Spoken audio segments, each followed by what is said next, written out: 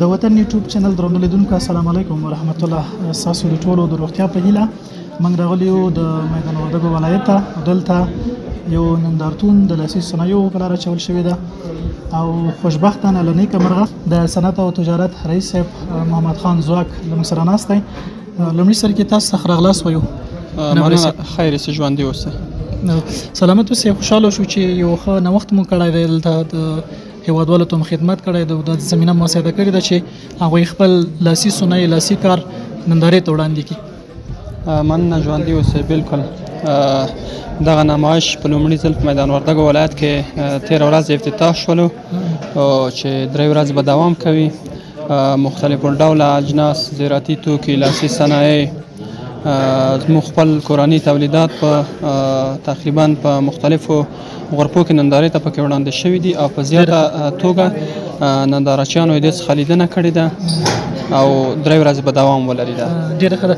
3 ورځې به دوام لري؟ او بالکل 3 ورځې به دوام لري. یوه ورځ پرون ورځ تېره شوې، نن ورځ هم په تېرېدو ده. سبا ورځ به یوه وخته پورې کوم مجالس او کومې تفریحي پروګرامونه چې موږ په نظر کې نیولي هغه به سرته کې رسېږي.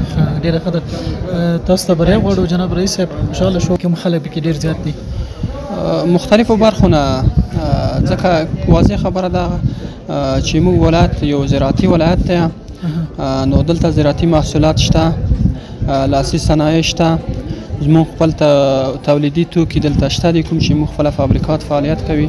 نو دغه ټول هغه څه دي چې نندارې ته پکې وړاندې کېږي. ګډونوالو ته یعنې کوم چې د لاسي صنایعو څښتنان دي او دغه شان مشتریان چې هغوی ته لپاره کوم شرایط وضع کړي وو له مخکې؟ الحمدلله په دې کې ډېرې اسانتیاوې راغلي دي. یعنې هر څوک کولی شي چې په آزاده فضا کې دو څخه لیدنه وکړي، کوم د ضرورت وړ توکي چې وي هغه واخلي، هغه خریداري کړي دلته په آزاده فضا.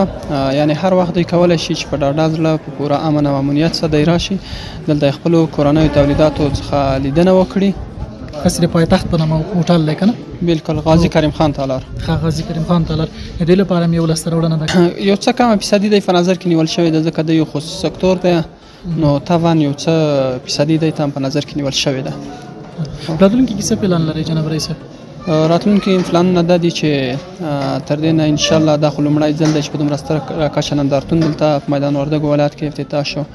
په راتلونکي کې مو نیت دی چې د دونه نور هم په لوړه کچه او ستره کچه باندې نندارتونونه دایر کړو او زیات برخوال دلته راشي په دې نندارتون کې زموږ سره ګډون وکړي. له تاسو مننه جناب رئیس. مننه، خیر اوسئ، ژوندي اوسئ.